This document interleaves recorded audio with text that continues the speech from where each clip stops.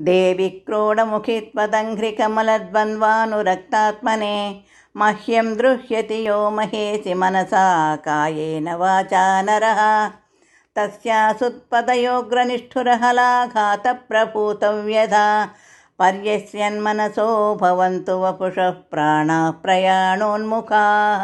देवी त्वत्पदपद्मभक्तिविभवप्रक्षीणदुष्कर्मणि प्रादुर्भूतनृशंसभावमलिनां वृत्तिं विधत्ते मयि।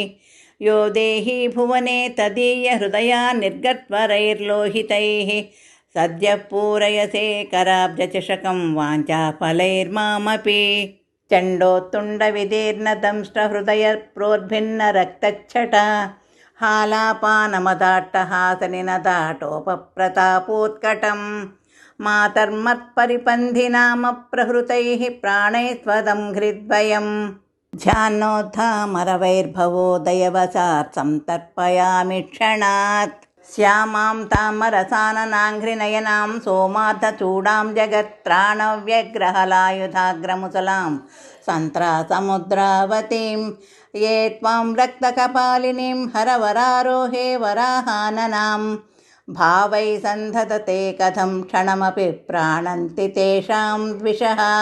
विश्वाधीश्वरवल्लभे विजयसे या त्वं नियन्त्रात्मिका भूतान्ता पुरुषायुषावधिकरी पाकप्रदा कर्मणां त्वां याचे भवतीं किमप्यवितथं यो मद्विरोधी जन तस्यायुर्मम वाञ्छिता वधि भवेन्मातस्तवैवाङ्मया।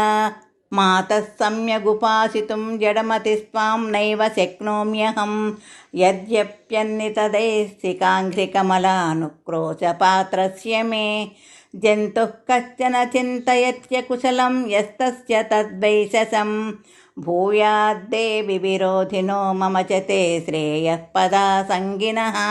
वाराही व्यथमानमानसगलत्सौख्यं तथा चाबलिं सीदन्तं यमपाकृताध्यवसितं प्राप्ताखिलोत्पादितं क्रन्दद्बन्धुजनैः कलङ्किततुलं कण्ठव्रणोद्यत्कृमि पश्यामि प्रतिपक्षमासु पतितं भ्रान्तं लुठं तं मुहुः।